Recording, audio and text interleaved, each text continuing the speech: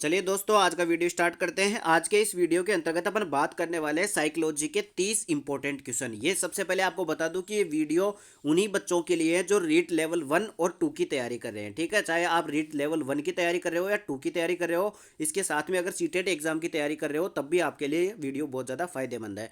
आप सबको पता है कि रीट लेवल 1 के अंतर्गत और 2 के अंतर्गत आपकी जो साइकोलॉजी है वो 30 क्वेश्चन उसके आते हैं और 30 नंबर के ही क्वेश्चन आते हैं। ठीक है, आपको रीट पास करने के लिए आपको 90 क्वेश्चन चाहिए। उसमें से आप सब जानते हो कि साइकोलॉजी के अंतर्गत 30 में से 25 क्वेश्चन आसानी से लाए जा सकते हैं अगर आप साइकोलॉजी की अच्छी से तैयारी कर लेते हो और उसकी प्रैक्टिस कर लेते हो। ध्यान रखना, ठीक है। तो इस वीडियो के अंतर्गत अपन 30 क्वेश्चन ऐसे करेंगे जो कि अपने प्रीवियस ईयर एग्जाम के अंतर्गत बहुत ज़्यादा रिपीट हो चुके हैं और आपके आने वाले एग्जाम के अंतर्गत बहुत ज़्यादा इंपॉर्टेंट है। उन्हीं 30 क्वेश्चनों का जिक्र करेंगे। इससे पहले मैंने 2 क्लास लगा चुका हूँ, 2 टेस्ट ले चुका हूँ, जिसके अंतर्गत मैंने 30 जो क्वेश्चन थे वो सोल्व करवाए थे। आज इस वीडियो के अंतर्गत अपन तीसरी क्लास है, इसके अंतर्गत 30 वीडियो का सॉल्यूशन देखेंगे। मैं आपको सीधा क्वेश्चन करा के उसका आंसर टिक नहीं कराऊंगा, उसके साथ में आपको ये भी बताऊंगा कि इससे रिलेटेड कौन कौन से क्वेश्चन अभी तक पूछे जा चुके हैं। ठीक है, तो कुल मिलाकर के प्रत्येक क्वेश्चन का 360 सॉल्यूशन होगा।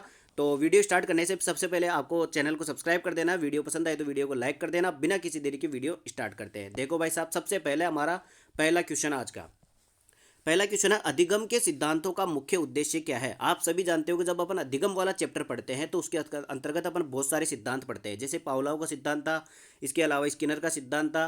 बहुत सारे सिद्धांत है जिसमें अधिगम के अपन अलग अलग सिद्धांत पढ़ते हैं। तो उनका मुख्य उद्देश्य क्या है, यानी कि अपन पढ़ते क्यों है, तो ध्यान रख लेना उसका मुख्य उद्देश्य क्या है। मानव व्यवहार को समझना। ध्यान रख लेना, देखो शिक्षा को सरल बनाना ये कोई अधिगम के सिद्धांतों का मुख्य उद्देश्य नहीं है। छात्रों को प्रेरित करना ये भी उनका काम नहीं है, मोटिवेशन का काम है वो। तो शिक्षकों को प्रशिक्षित करना यानी टीचरों को ट्रेनिंग देना ये भी हमारा मुख्य उद्देश्य नहीं है। हमारा उद्देश्य है मानव व्यवहार को समझना, यानी कि जितने भी सिद्धांत है, जैसे पावलोव का सिद्धांत है, स्किनर का सिद्धांत है, थॉर्नडाइक का सिद्धांत है, बंडूरा का सिद्धांत है, चाहे जितने भी सिद्धांत है वो सारे के सारे अधिगम के सिद्धांत अपना उसका मुख्य उद्देश्य क्या होता है, मानव व्यवहार को समझना। ठीक है, आगे बढ़े। अगला क्वेश्चन देखो भाई साहब, ये क्वेश्चन भी अपने कई बार एग्जाम में पूछा जा चुका है और बहुत ज़्यादा इंपॉर्टेंट है। क्वेश्चन नंबर सेकंड क्या कहता है, बौद्धिक विकास के चरणों को समझाने वाले जीन पियाजे ने कौन सा सिद्धांत दिया था। ध्यान रख लेना, चाहे सीटेट एग्जाम हो, चाहे कोई सी भी रीट की एग्जाम हो, लेवल 1 या 2 या किसी भी स्टेट की एग्जाम हो जिसके अंतर्गत साइकोलॉजी पूछी जाती है, उसमें जीन पियाजे जो अपने वैज्ञानिक है, मनोवैज्ञानिक है,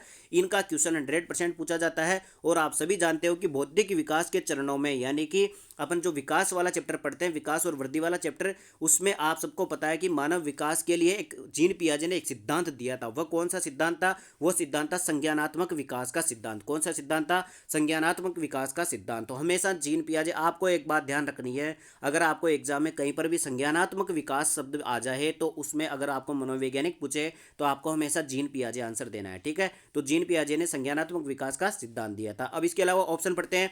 एक ये सामाजिक संस्कृति सिद्धांत, आप सभी को पता है कि सामाजिक सांस्कृतिक सिद्धांत दिया था वो वाइगोत्स्की ने दिया था। किसने दिया था, वाइगोत्स्की ने दिया था। ठीक है, और वाइगोत्स्की और जीन पियाजे में एक चीज का फर्क है जो बहुत ज्यादा एग्जाम में पूछी जाती है। जो जीन पियाजे हैं ये तो कहते हैं कि अपने बच्चे पर जो भी उसके व्यवहार में मतलब जो परिवर्तन होता है उस पर सबसे ज्यादा वंशानुक्रम का प्रभाव पड़ता है, यानी कि माता पिता और जो वंश चलता अपना उसका प्रभाव पड़ता है। जबकि वाइगोत्स्की एक वैज्ञानिक है, यानी मनोवैज्ञानिक है, उन्होंने सामाजिक सांस्कृतिक सिद्धांत दिया था और वो कहते हैं कि अपने जो जितना भी विकास है, अपना जितना भी बच्चे का जो व्यवहार है उस पर सबसे ज़्यादा जो प्रभाव पड़ता है वो पड़ता है पर्यावरण का। ठीक है, तो कुल मिलाकर के वाइगोत्स्की तो वातावरण का प्रभाव बताते हैं और जीन पियाजे किसका बताते हैं, वंशानुक्रम का प्रभाव बताते हैं। इन दोनों पर क्वेश्चन हम हमेशा आपके 2 या 3 क्वेश्चन आपके हर एग्जाम के अंतर्गत पूछे जाते हैं। ठीक है, अब बढ़ते हैं आगे। क्वेश्चन नंबर थर्ड क्या कहता है, क्वेश्चन नंबर थर्ड देखो, क्वेश्चन नंबर थर्ड है, संज्ञानात्मक विकास में जिज्ञासा किससे दर्शाती है। बताओ भाई साहब, जो संज्ञानात्मक विकास आप सभी को बताया था भाई, संज्ञानात्मक विकास का सिद्धांत किसने दिया था, जीन पियाजे ने दिया था।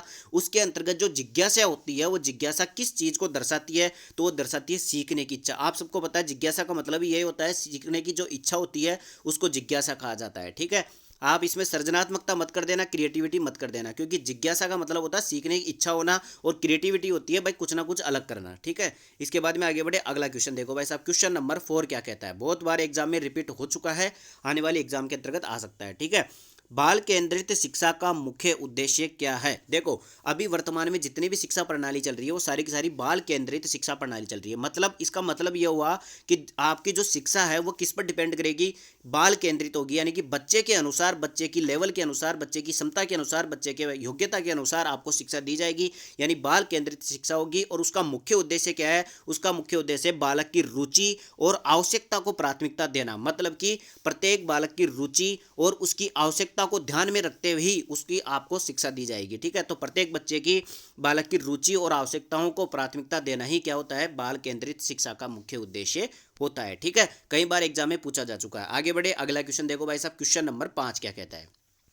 क्वेश्चन नंबर 5 है, आरंभिक बाल्यावस्था का कौन सा चरण सबसे संवेदनशील होता है? बताओ भाई साहब, आरंभिक बाल्यावस्था। आप सभी जानते हो, जब आप विकास वाला चैप्टर पढ़ते हो तो उसके अंतर्गत अपने जीवन की कई अवस्थाएं होती है। जैसे सबसे पहले शैशवावस्था होती है, फिर बाल्यावस्था होती है मोटी मोटी, और फिर किशोरावस्था होती है, और इसके बाद में प्रौढ़ अवस्था होती है। मोटी मोटी बात करें तो अपन 4 अवस्थाएं होती है। लेकिन ये जो बाल्यावस्था है इसको भी एक तो प्रारंभिक बाल्यावस्था और एक उत्तर बाल्यावस्था, 2 भागों में बांटा जाता है। ठीक है, तो ये बात कर रहा है भाई, जो आरंभिक या प्रारंभिक बाल्यावस्था होती है उसका कौन सा चरण सबसे संवेदनशील होता है? देखो भाई साहब, ऑप्शन देख लो आराम से। पहला ऑप्शन है पूर्व किशोर अवस्था, दूसरा है किशोर अवस्था, तीसरा शैशवावस्था, और चौथा है प्रारंभिक बचपन। तो ध्यान रख लेना, आरंभिक बाल्यावस्था का कौन सा चरण सबसे ज्यादा संवेदनशील होता है? सबसे ज्यादा संवेदनशील होता है शैशवावस्था। ध्यान रख लेना, शैशवावस्था जो होती है वो सबसे ज्यादा संवेदनशील होती है। ठीक है, इसके बाद में बढ़े आगे, अगला क्वेश्चन देखो भाई साहब, क्वेश्चन नंबर 6 क्या है? क्वेश्चन नंबर 6 देखो, क्वेश्चन नंबर 6 है, पुनर्बलन का मुख्य उद्देश्य क्या है? देखो, जब आप पहली बार साइकोलॉजी पढ़ते हो तो आपको पता नहीं रहता कि पुनर्बलन का मतलब क्या होता है। पुनर्बलन का मतलब होता है कि रेनफोर्समेंट, यानी कि किसी को प्रोत्साहित करना, उसका मतलब उत्साह बढ़ाना, उसको प्रेरित करना, ये काम होता है पुनर्बलन का। कुल मिलाकर के जो मोटिवेट करता है, मोटिवेशन देना ही क्या होता है? पुनर्बलन होता है। तो पुनर्बलन का मुख्य उद्देश्य क्या होता है? वो होता है सकारात्मक व्यवहार को प्रोत्साहित करना। इसका मतलब ये हुआ कि बच्चे ने अगर अच्छे मार्क्स प्राप्त किए या कोई अच्छा काम किया तो उसको प्रोत्साहित करना, उसको प्रोत्साहित करना ही क्या होता है? पुनर्बलन देना होता है। ठीक है, तो सकारात्मक व्यवहार को, अच्छा काम करे तो उसके सकारात्मक व्यवहार को प्रोत्साहित करना ही क्या होता है? पुनर्बलन का मुख्य उद्देश्य होता है। ये सीटेट एग्जाम में पूछ चुका है। ठीक है, आगे बढ़े, अगला क्वेश्चन देखो भाई साहब। उससे पहले अगर आपने चैनल को सब्सक्राइब नहीं किया तो चैनल को सब्सक्राइब कर दीजिए। 2 क्लास अपने इस चैनल पर लग चुकी है।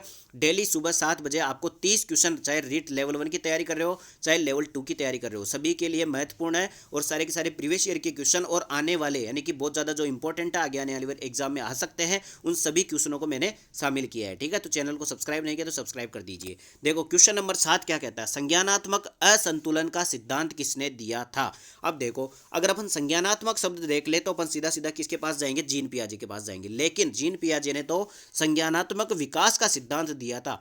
संज्ञानात्मक असंतुलन का सिद्धांत किसने दिया था? वो दिया था फेस्टिंगर ने। किसने दिया था? फेस्टिंगर ने क्या दिया था?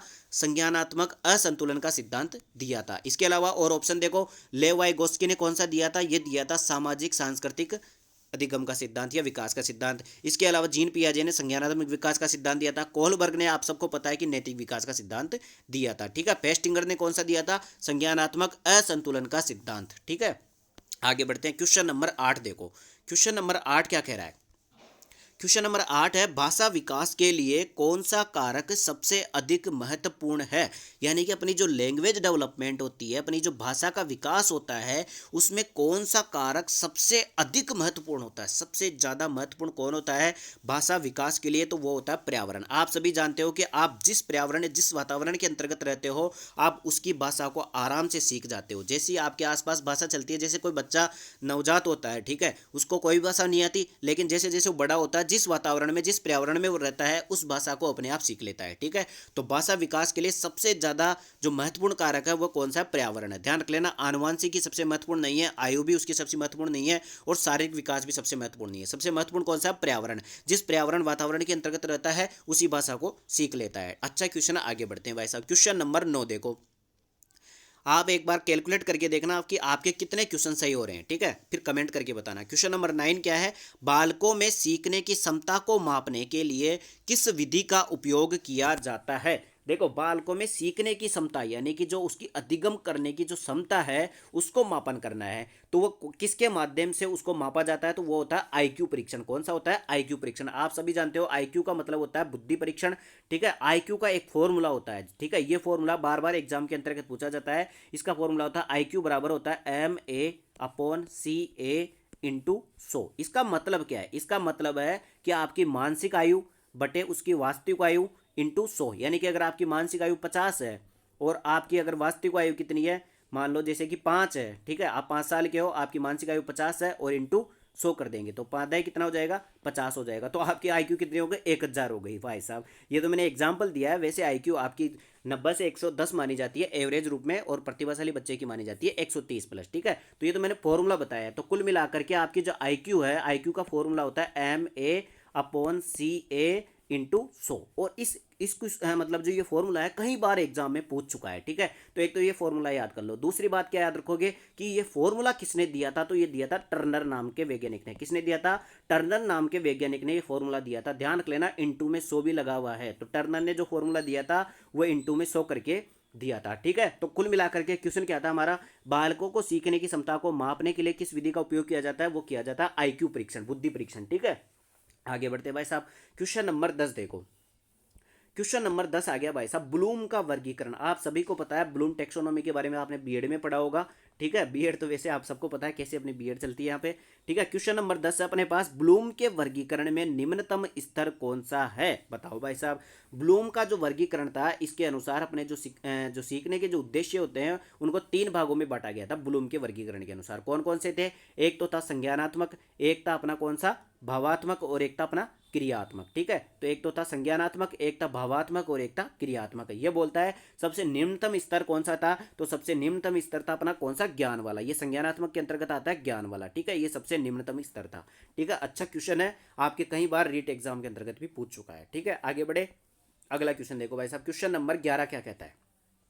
क्वेश्चन नंबर 11 है, किशोर अवस्था में भावात्मक असंतुलन का मुख्य कारण क्या है? आप सभी जानते हो कि जो किशोर अवस्था होती है, जो टीन एज होती है 13 से 19 वाली, उसमें जो भावात्मक असंतुलन होता है, आप सभी जानते हो कि जब कोई बच्चा किशोर अवस्था में होता है तो वो भावात्मक रूप से यानी भावनात्मक रूप से यानी फीलिंग के रूप में से वो असंतुलित रहता है। कभी उसको चिड़चिड़ापन हो जाता है, गुस्सा आ जाता है आसानी से, और मतलब कुल मिलाकर के वो एक असंतुलित तरीके से रहता है, फीलिंग के तरीके से, भावनात्मक तरीके से असंतुलित रहता है। उसका मुख्य कारण क्या है?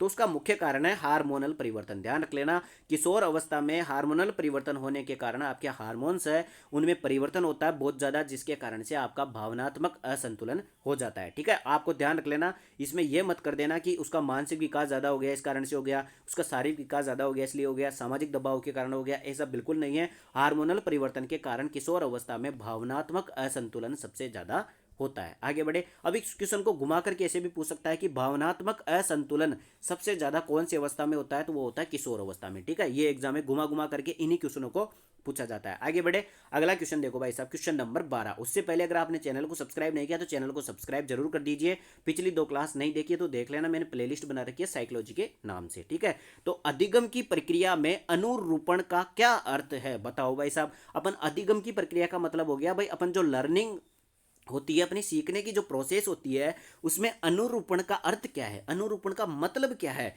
तो अनुरूपण का मतलब होता है नए ज्ञान को पुरानी संरचना में जोड़ना। अनुरूपण का मतलब हो गया, अगर आपको ऐसे पता नहीं हो तो आपको एक शब्द सुना होगा आपने, कौन सा? एकमोडेशन। एकमोडेशन वाला शब्द सुना होगा, इसके अलावा से एसेलेशन का शब्द भी सुना होगा, वही होता है अनुरूपण, ठीक है। तो अनुरूपण का अर्थ मतलब होता है नए ज्ञान को पुरानी संरचना में जोड़ना। इसका मतलब क्या हुआ? इसका मतलब ये हुआ कि जब आप जोड़ सीख जाते हो, आप बाकी सीख जाते हो, उसके बाद में आप गुणा सीखते हो, फिर इन सभी जो पुराना ज्ञान है उसको अपन भाग सीखने के अंतर्गत काम में लेते हैं, ठीक है। जैसे मतलब कुल मिलाकर जब तक आपको जोड़ बाकी नहीं आएगा तब तक आपको गुणा भाग नहीं आएगा, उसके बाद में गुणनखंड नहीं आएगा, ठीक है। तो ये एक निश्चित प्रक्रिया होती है। तो कुल मिलाकर के पुरानी संरचना के अंतर्गत नए ज्ञान को जोड़ना क्या कहलाता है? अनुरूपण कहलाता है। क्या कहलाता है? अनुरूपण कहलाता है। वेरी वेरी इंपॉर्टेंट क्वेश्चन है, ठीक है। आगे बढ़ते हैं, पूरा वीडियो जरूर देखना। आपका क्वेश्चन, आपकी साइकोलॉजी इतनी अच्छी हो जाएगी, पूरे लगभग 50 दिन अपने पास, डेली सुबह 7 बजे अपने 30 क्वेश्चन डेली प्रैक्टिस करवाए जाएंगे, तो उसमें से आराम से आपका पेपर, ये मान लो 30 में से 25 आप आराम से कर दोगे, ठीक है। तो कौन सा सिद्धांत निकट विकास क्षेत्र जेडपीडी से संबंधित है? वेरी वेरी इंपॉर्टेंट क्वेश्चन, कई बार एग्जाम में पूछा जा चुका है भाई। निकट विकास क्षेत्र, जिसको शॉर्ट फॉर्म में बोला जाता है जेडपीडी, जेडपीडी किसने दिया था? जेडपीडी का जो सिद्धांत है, जो थ्योरी है, वो किसने दी थी? तो वो दी थी वाइगोत्स्की ने। किसने दी थी? वाइगोत्स्की ने, ठीक है। और वाइगोत्स्की, थोड़ी देर पहले मैंने बताया था कि वाइगोत्स्की का सिद्धांत कौन सा है, वो सिद्धांत है सामाजिक सांस्कृतिक सिद्धांत। ठीक है, सामाजिक सांस्कृतिक सिद्धांत। इस सिद्धांत का मतलब यह है कि बच्चे का जो व्यवहार है, बच्चे की जो विकास है, वो किस पर डिपेंड करता है, समाज पर, उसकी संस्कृति पर, कुल मिलाकर के उसके आसपास के वातावरण और पर्यावरण पर सबसे ज़्यादा प्रभाव पड़ता है। तो जेडपीडी का सिद्धांत यानी निकट विकास का जितना सिद्धांत है वो वाइगोत्स्की ने दिया था। कौन से सिद्धांत के अंतर्गत, सामाजिक संस्कृति के सिद्धांत के अंतर्गत। इसका मतलब कुछ भी नहीं है, जैसे कोई एक लड़का है, वो कोई काम कर रहा है, वो आसपास में अपने निजी में से किसी की सहायता लेता है, तो वो सभी किस में आ जाते हैं, निकट विकास के क्षेत्र में आ जाते हैं, जेडपीडी के अंतर्गत आ जाते हैं। तो कुल मिलाकर के अपने आसपास लोगों की, निजी लोगों की सहायता लेना ही क्या कहलाता है, जेडपीडी कहलाता है।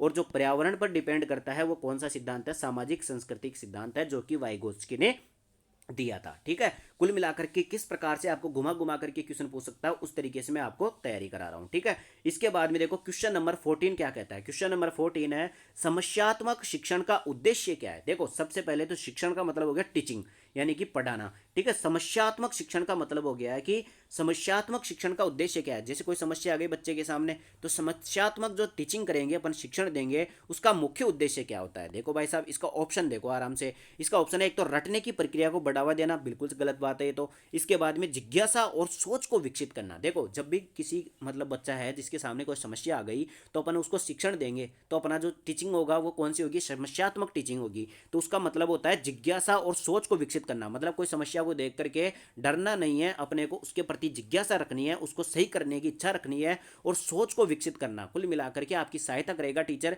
उसको समस्यात्मक शिक्षण कहा जाता है। ठीक है, तो समस्यात्मक शिक्षण का मुख्य उद्देश्य क्या होता है, जिज्ञासा और सोच को विकसित करना। आपकी सबसे पहले तो आपको काम करने की इच्छा बढ़ाना, यानी उस समस्या को हल करने के लिए आपको प्रोत्साहित करना और आपकी सोच को विकसित करना, क्या होता है, समस्यात्मक शिक्षण होता है। अगला क्वेश्चन देखो भाई साहब, क्वेश्चन नंबर 15 क्या कहता है, अधिगम में आत्म प्रेरणा का मुख्य कारक क्या है। बताओ भाई साहब। सबसे पहले अधिगम मतलब लर्निंग, सीखने की प्रक्रिया, उसमें आत्म प्रेरणा, आत्म प्रेरणा का मतलब होता है कि आंतरिक जो मोटिवेशन होता है उसको आत्म प्रेरणा, अंदर से जो आत्मा के माध्यम से जो प्रेरणा आती है उसको आत्म प्रेरणा कहते हैं। तो अधिगम के अंतर्गत आत्म प्रेरणा का मुख्य कारक क्या है, मुख्य कारक क्या है। तो इसमें देखो बाहरी प्रेरणा तो मुख्य कारक नहीं हो सकती, आपको पुरस्कार आपका मुख्य कारक नहीं हो सकता, शिक्षक का समर्थन आपका मुख्य कारक नहीं हो सकता। आपका मुख्य कारक होगा आंतरिक रुचि। अगर आप अंदर से रुचि रखते हो, इंटरनल इंटरेस्ट रखते हो आप, तो आत्म प्रेरणा का यह सबसे मुख्य कारक होता है। ठीक है, तो कुल मिलाकर के अगर किसी बच्चे को अंदर से मोटिवेट करना है तो आप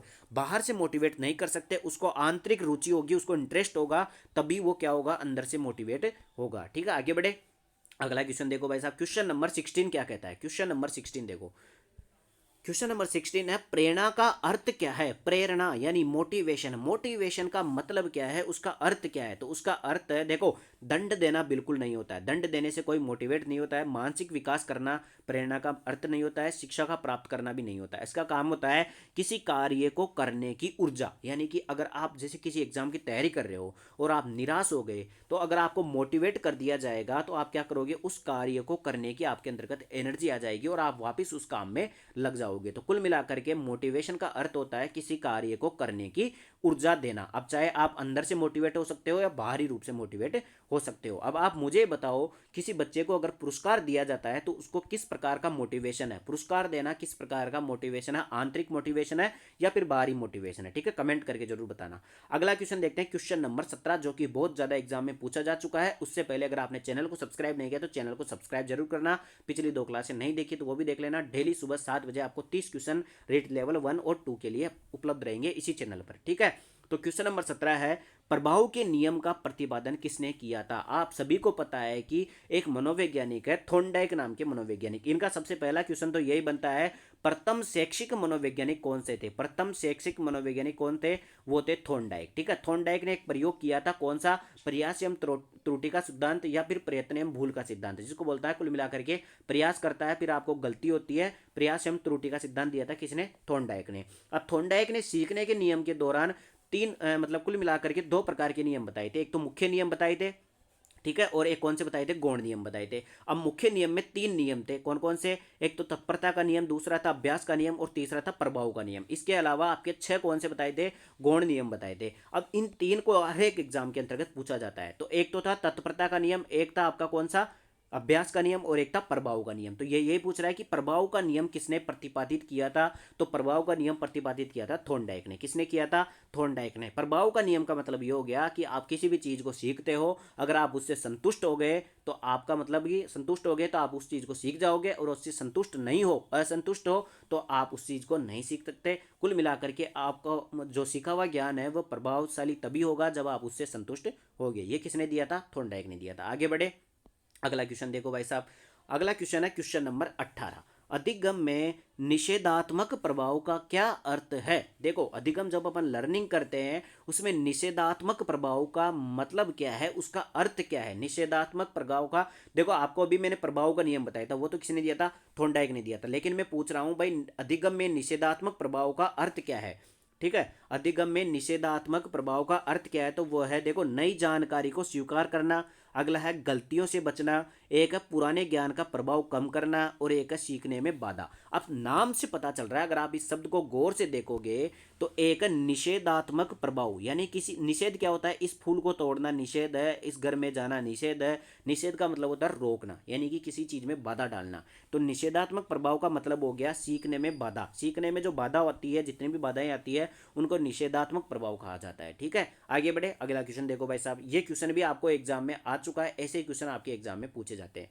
क्वेश्चन नंबर 19 देखो, भाषा विकास का संज्ञानात्मक दृष्टिकोण किससे संबंधित है। आप सभी को मैंने बताया था भाई संज्ञानात्मक विकास से संबंधित किसी भी प्रकार का क्वेश्चन आ जाए, एक ही वैज्ञानिक याद रखना, कौन सा, जीन पियाजे। कौन सा याद रखना, जीन पियाजे। आप सबको पता है कि पावलोव ने तो कौन सा दिया था, वो दिया था आपका कौन सा वाला, प्राचीन अनुबंधन का सिद्धांत कुत्ते पर प्रयोग किया था। वाइगोत्स्की कौन सा दिया था, सामाजिक सांस्कृतिक सिद्धांत, जिसमें जेडपीडी सिद्धांत था, यानी कि आपका जो सीखने की क्षमता होती है पर्यावरण पर निर्भर करती है। स्किनर ने कौन सा दिया था, स्किनर ने दिया था क्रिया प्रसूत अनुबंधन का सिद्धांत, जिसमें कबूतर और किस पर प्रयोग किया था, चूहे पर प्रयोग किया था। ठीक है, लेकिन संज्ञानात्मक दृष्टिकोण कौन सा सिद्धांत, कौन सा वैज्ञानिक बताता है, वो जीन पियाजे बताते हैं। कौन सा बताते हैं, जीन पियाजे। ठीक है, आगे बढ़े, अगला क्वेश्चन देखो भाई साहब। क्वेश्चन नंबर 20 क्या कहता है, क्वेश्चन नंबर 20 है, बाल मनोविज्ञान का उद्देश्य क्या है। चाइल्ड साइकोलॉजी का मतलब क्या होता है, इसका उद्देश्य क्या होता है। इसका उद्देश्य होता है बच्चों के मानसिक और भावनात्मक विकास को समझना।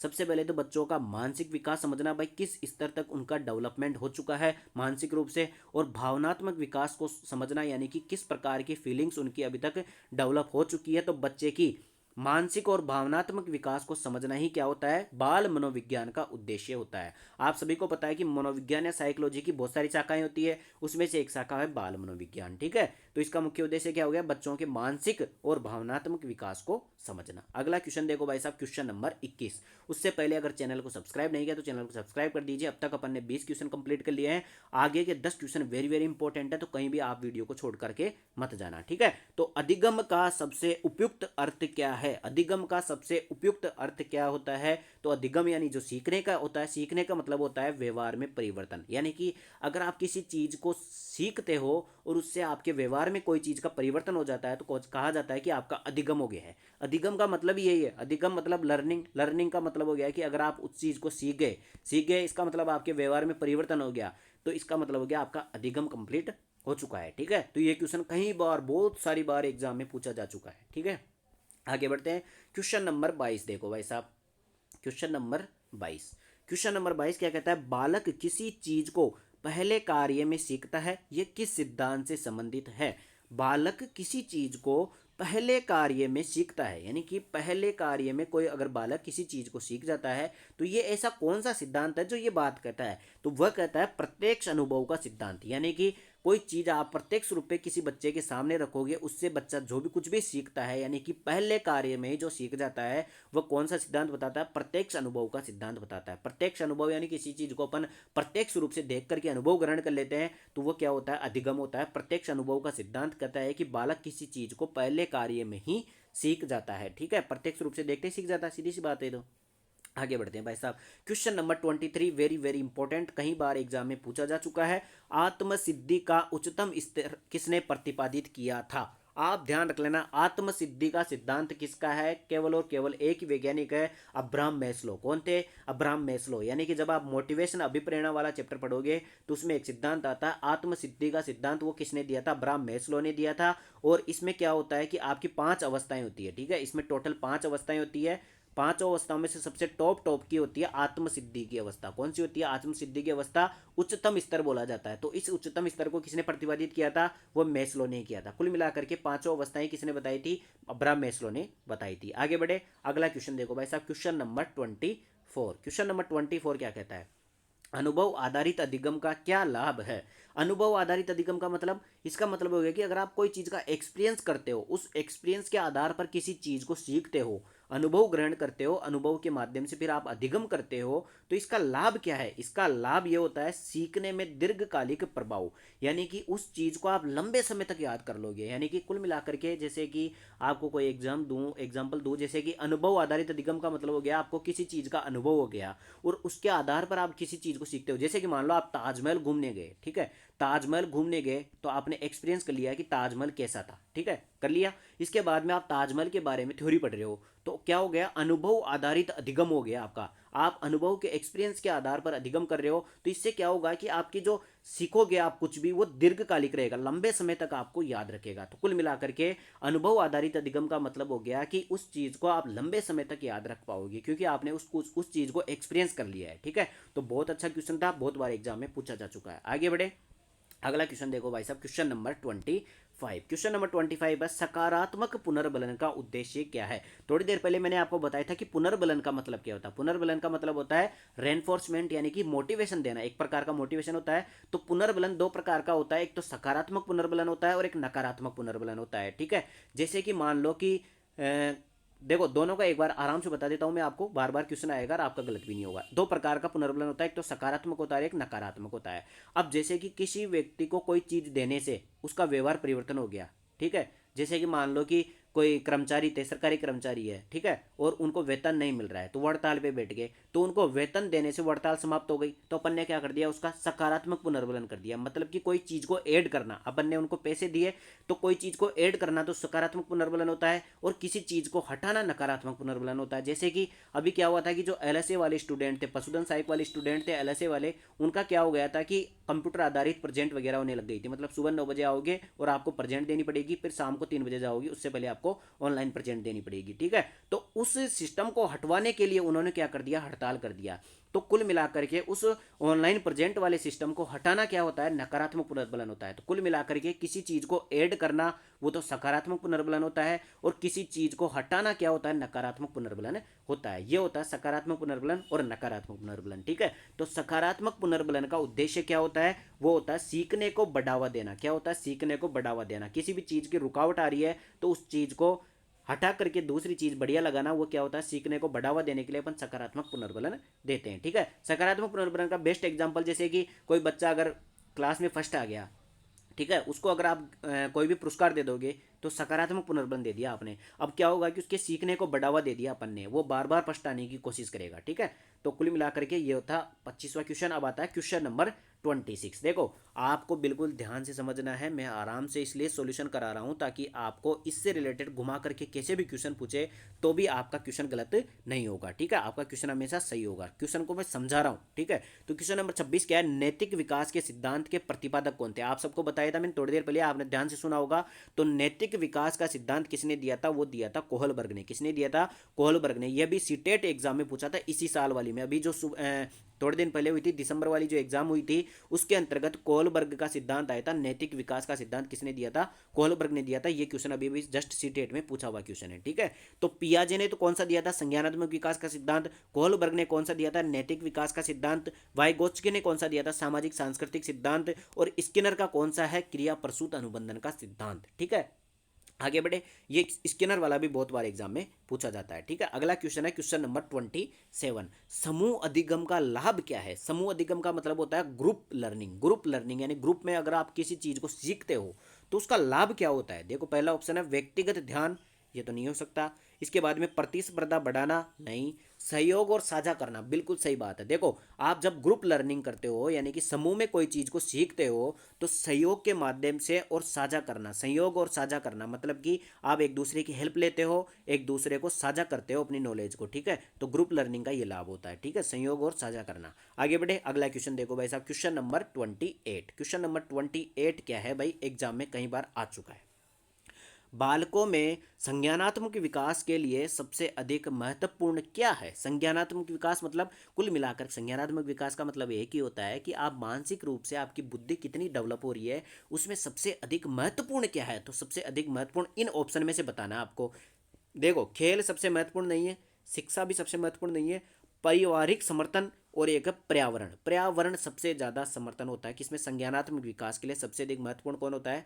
पर्यावरण होता है। ठीक है, इसमें थोड़ा सा डाउट लग रहा है मेरे को। वैसे संज्ञानात्मक विकास है वो सबसे ज़्यादा किस पर डिपेंड करता है? वंशानुक्रम पर डिपेंड करता है। किस पर डिपेंड करता है? वंशानुक्रम पर। जीन पियाजे ने जो संज्ञानात्मक विकास का सिद्धांत दिया था, उसके अनुसार बच्चे का जो संज्ञानात्मक विकास होता है वो वंशानुक्रम पर डिपेंड करता है, लेकिन इसमें वंशानुक्रम कहीं भी ऑप्शन में नहीं है। शायद या तो क्वेश्चन डिलीट हो गया था एग्जाम में, एक बार इस क्वेश्चन को देख लेना, क्वेश्चन नंबर 28 को। ठीक है, आगे बढ़े, अगला क्वेश्चन देखते हैं, क्वेश्चन नंबर 29। क्वेश्चन नंबर 29 क्या कहता है? अधिगम में पूर्व ज्ञान का क्या महत्व है? यानी कि जब आप सीखने की प्रोसेस चल रही होती है, आप किसी चीज़ को सीखते हो, तो उसमें पूर्व ज्ञान यानी पहले का जो अपना ज्ञान होता है, उसका महत्व क्या होता है? उसका महत्व होता है ये अधिगम को प्रभावित करता है। ध्यान रख लेना।